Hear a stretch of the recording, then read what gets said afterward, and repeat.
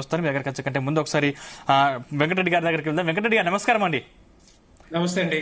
Sir, ఇక్కడ ముఖ్యమైన అంశం ఏంటంటే అసలు కాంగ్రెస్ పార్టీ ఇక్కడ బుక్ చేస్తే కేంద్రంలో ఉన్నటువంటి బీజేపీ అక్కడ బుక్ చేసింది అనేది ఒక వాదన వినిపిస్తుంది. ఎందుకంటే ఇక్కడ అంటే దర్యాప్తు సంస్థలు బుక్ చేస్తారని చెప్తారు, కానీ కేంద్ర ప్రభుత్వం ఆధీనంలోనే ఉంటుంది అని చెప్పేసి ఒక వాదన వినిపిస్తుంది.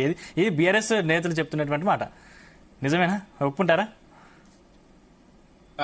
ముందుగా మీకు అలాగే జీ తెలుగు ప్రేక్షకులకి అదేవిధంగా డిబేట్ లో పాల్గొంటున్న ప్రజలకి నమస్కారం. ఇక్కడ ఏమైతుందంటే ఈ రేస్ కేసు అనేది బేసిక్ గా శ్రీనివాస్ రెడ్డి గారు చెప్పినట్టుగానే మొదట్లోనే రేవంత్ రెడ్డి గారికి తెలుసు కానీ దాని మీద ఎందుకో దర్యాప్తు కొంత లేట్ అయినట్టుగా కనపడతా ఉంది. 1 year అవుతుంది, ఆల్మోస్ట్ 1 year అవుతా ఉంది. 1 year దాకా ఏం చేశారు అనేది కాంగ్రెస్ పార్టీ చెప్పాలి. రెండోది ఏంటంటే ఈ రేస్ కేసు అనేది బేసిక్ గా జరిగితే పర్లేదు, ఎందుకంటే రకరకాల దేశాల్లో ఈ కార్లు అనేది ఇది ఫార్ములా 1 అనేది ఎప్పటి నుంచో జరుగుతా ఉంది. దాని మీద వచ్చే ఆదాయం కూడా బాగానే ఉంటుంది. ఇప్పుడు దుబాయ్ లో కానీ, బహ్రెయిన్ లో కానీ, సౌదీ అరేబియాలో కూడా స్టార్ట్ చేశారు. ఇలాంటి ఎక్కడ రకరకాల దేశాల్లో జరుగుతా ఉంది. కానీ ఇది ఆర్ట్ ఆఫ్ ది సిటీలో ఏదో దేనికో మరి బ్రాండ్ ఇమేజ్ హైదరాబాద్ పెంచాలనే ఆలోచనతో తెచ్చినామని చెప్తా ఉన్నారు. బ్రాండ్ ఇమేజ్ కాదు, డ్యామేజ్ అయినట్టు కనపడతా ఉంది. హైదరాబాద్ డ్యామేజ్ అవుతా ఉంది, తర్వాత దాంతో పాటు కేటీఆర్ కూడా డ్యామేజ్ అవుతా ఉంది. బీయింగ్ ఏ మున్సిపల్ మినిస్టర్ గా ఆయనకు ఉన్న అధికారాలకు తెలుసు, ఆయనకు నియమ రెగ్యులేషన్స్, రూల్స్ అండ్ రెగ్యులేషన్స్ తెలుసు, ఇవన్నీ కూడా విధి విధానాలు తెలుసు. ఒక 55 కోట్లు రిలీజ్ చేయాలంటే సొంతంగా ఖర్చు పెట్టి, సొంతంగా సైన్ పెట్టి అప్పుడున్న ప్రిన్సిపల్ సెక్రటరీకి అరవింద్ కుమార్ గారికి నేనే చెప్పిన మీరు రిలీజ్ చేయాలని చెప్పడం అనేది కరెక్ట్ కాదు. ఎందుకు చెప్తున్నా అంటే, ఒకటి ఆర్థిక శాఖ అనుమతి ఉండాలి, తర్వాత ఆర్బీఐ నుంచి పర్మిషన్ తీసుకోవాలి, క్యాబినెట్ మినిస్ట్రీ కానీ క్యాబినెట్ నోట్ లేకుండా సీఎం కు తెలియకుండా డైరెక్ట్ గా ఆయననే హెచ్ఎండిఏ నుంచి రిలీజ్ చేయడం అనేది కరెక్ట్ కాదు. ఏమైనా కూడా ఒక 10 కోట్లు పైన మరి విదేశీ కరెన్సీ రూపంలో వేరే దేశాలకు పంపించాలి అంటే లండన్ బేస్డ్ కంపెనీకి పంపించారు. లండన్ బేస్డ్ కంపెనీకి ట్రాన్స్ఫర్ చేయాలంటే డెఫినెట్ గా ఆర్బీఐ అనుమతి కంపల్సరీ. ఎందుకంటే ఫార్మ్స్ ఉంటాయి, 1-2 కోట్లు పంపించాలంటేనే చాలా పెద్ద ప్రొసీజర్ ఉంటుంది. కానీ అలాంటి ప్రొసీజర్ ఏది ఫాలో కాకుండా ఇష్టం వచ్చినట్టుగా అప్నంగా ఏది వాళ్ళకు లండన్ బేస్డ్ కంపెనీకి ఎఫ్ఓ పంపించారంటే ఏదో ఒకటి ఇక్కడ జరుగుతా ఉంది. మనీ లాండరింగ్ ఏమైనా జరిగిందని ఒక ఆలోచన. మనీ లాండరింగ్ జరిగితే అక్కడి నుంచి వెళ్ళిపోయి మళ్ళీ అక్కడి నుంచి ఇక్కడికి వచ్చే అవకాశాలు ఉంటాయి. దగ్గర వీళ్ళు 600 కోట్ల తోటి అగ్రిమెంట్ చేసుకున్నారు, ఇది హెచ్ఎండిఏ హైదరాబాద్ నుంచి ఎఫ్ఈఓ వాళ్ళతోటి.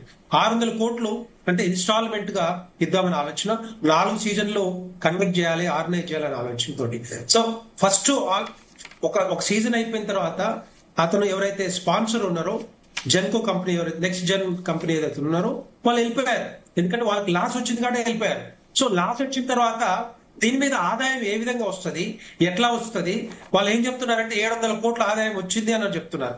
700 కోట్లు ఎక్కడి నుంచి వచ్చినాయి, ఎవరు పెట్టారు, ఎక్కడ ఖర్చు పెట్టారు, దాని మీద క్లారిటీ లేదు. సో మెయిన్ ఏంటంటే ఇక్కడ ఏసీబీ కేసు, దాంతో పాటుగా ఏసీబీ కేసు 2 సెక్షన్ల కింద పెట్టారు. ఒకటి 409 బ్రీచ్ ఆఫ్ ట్రస్ట్ కింద, రెండోది 120B బ్రీచ్ ఆఫ్ కాన్స్పిరసీ కింద మరి 2 కేసులు పెట్టడం జరిగింది. 2 ప్లస్ ఇంకొక 12, 13A, 13-1, 13-2. సో ఈ 4 కేసుల మీద మరి ఇక్కడ కరప్షన్ ఉంది అని చెప్పేసి కేసులు పెట్టారు. దీంతో పాటుగా మనీ లాండరింగ్ ఏంటంటే ఆర్బీఐ అనుమతి తీసుకోకుండా 55 కోట్లు వేరే దేశాలకు ట్రాన్స్ఫర్ చేస్తున్నప్పుడు విదేశీ కరెన్సీ రూపంలో డెఫినెట్ గా ఏదో జరిగింది అన్నట్టు ఒక ఆలోచన అయితే ఉంటుంది. దాంతో పాటుగా మరి ఒక ఎవిడెన్స్ ఉంటేనే దీని మీద కేసు ఎఫ్ఐఆర్ రిజిస్టర్ చేయడం జరుగుతుంది. అదే విధంగా ఈడీ కూడా చేయడం జరిగింది. నేను ఏమంటున్నంటే, ఎక్కడైనా కూడా మినిస్టర్ గా ఉన్నప్పుడు ఒక పద్ధతి ఉంటుంది, ఒక రెస్పాన్సిబిలిటీ ఉంటుంది, ఒక రెస్పాన్సిబుల్ మినిస్టర్ పనిచేయాల్సిన అవసరం ఉంటుంది. అలాంటిది ఎవరికి ఇష్టం వచ్చినట్లు వాళ్ళు ఏంటంటే, నేను ఒకటే అనుకుంటున్నది ఏంటంటే, మళ్ళా మేము వస్తాం, మూడోసారి కూడా బీఆర్ఎస్ ప్రభుత్వం వస్తుంది, మేము చెప్పినట్టే నడుస్తుంది, మేము చెప్పినట్టు ఆఫీసర్స్ వినాలి అని చెప్పేసి. ఇది ఒకటే కాదు, దీని వెనకాల ఇంకా రకరకాల కేసులు. ఓఆర్ఆర్ గురించి చెప్పాలి. ఔటర్ రింగ్ రోడ్ కూడా ఇదే విధంగా 7,380 కోట్లకి అప్పనంగా 30 సంవత్సరాలు లీజుకి ఇచ్చినట్టే ఒక్కసారి ఇమాజిన్ చేసుకోవచ్చు. 1,00,000 కోట్ల పైన వచ్చే ఆదాయం తెలంగాణ రాష్ట్రానికి దాన్ని 7,380 కోట్లకి ఇచ్చినట్టే ఏ విధంగా జరిగిందో మనకు తెలుసు. దాని వెనకాల కూడా ఎవరున్నారో కూడా తెలియాలి. సో ఇలాంటివన్నీ కూడా ఒక్కొక్క కేసు బయటికి తీస్తా ఉంటే ఇది ఒక్కటే కాదు, చాలా ఉన్నాయి చెప్పాలంటే.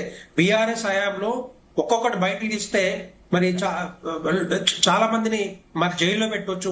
రికవరీ యాక్ట్ చేసి పెట్టి ఇవన్నీ కూడా మరి రెక్టివ్ చేయాల్సిన అవసరం ఉంటుంది. కానీ ఇలాంటి డిలే అవుతా ఉన్నాయి, రోజు రోజు డిలే అవుతా ఉన్నాయి. మరి వాళ్ళేమో బలపడతా ఉన్నారు. ఆ కేసుల మీద కేసులు పెడితే ఇప్పుడు చూడండి హైకోర్టుకి వెళ్ళేసి 10 days టైం తీసుకొచ్చారు. సో ఇవన్నీ ఏంటంటే ఇమ్మీడియట్ గా చేస్తే డెఫినెట్ గా వీళ్ళందరినీ కూడా జైల్లో పెట్టే అవకాశాలు ఉంటాయి. మళ్ళీ చేయకుండా ఇంకో గవర్నమెంట్ లో మళ్ళీ రాకుండా ఇష్టం వచ్చినట్టు చేయకుండా అట్లీస్ట్ ఒక కంట్రోల్ ఉంటుంది, ఆ లిమిట్ ఉంటుంది.